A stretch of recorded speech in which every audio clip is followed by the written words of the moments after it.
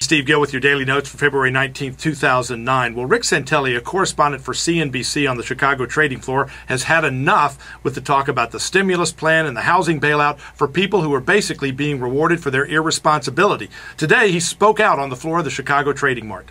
You know, the government is promoting bad behavior because we certainly don't want to put stimulus forth and give people a whopping $8 or $10 in their check and think that they ought to save it.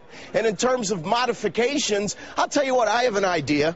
You know, the new administration's big on computers and technology. How about this, President and new administration? Why don't you put up a website to have people vote on the internet as a referendum to see if we really want to subsidize the losers' mortgages, or would we like to at least buy cars and buy houses in foreclosure and give them to people that might have a chance to actually prosper down the road and reward people that could carry the water instead of drink the water? Hey, Rick, that's a novel idea. Hey, Rick, did you? What?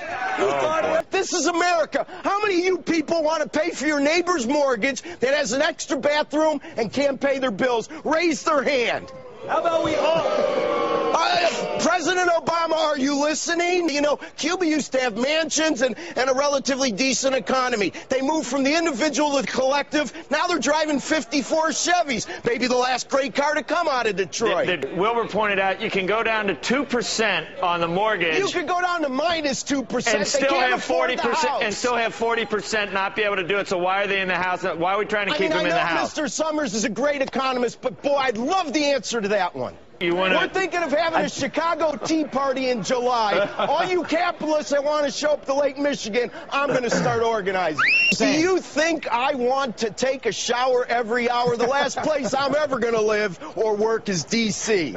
Listen, all I know is that there's only about 5% of the floor population here right now, and I talk loud enough they can all hear me. So if you want to ask them anything, let me know. These guys are pretty straightforward, and my guess is a pretty good statistical cross-section of America, the silent majority. I'll tell you what, if you read our founding fathers, people like Benjamin Franklin and Jefferson, what we're doing in this country now is making them roll over in their graves. Wow, Rick, tell us what you really think. Of course, this may be the last we see of Rick Santelli. CNBC will probably fire him by the end of the day, and he'll be reassigned to an Obama re-education camp by the weekend. After all, they've got to do something with those facilities at Guantanamo Bay. It's been nice knowing you, Rick. You did tell the truth. We just don't get much of that in America these days. I'm Steve Gill. We'll have more on the Gill Report tomorrow at gillreport.com.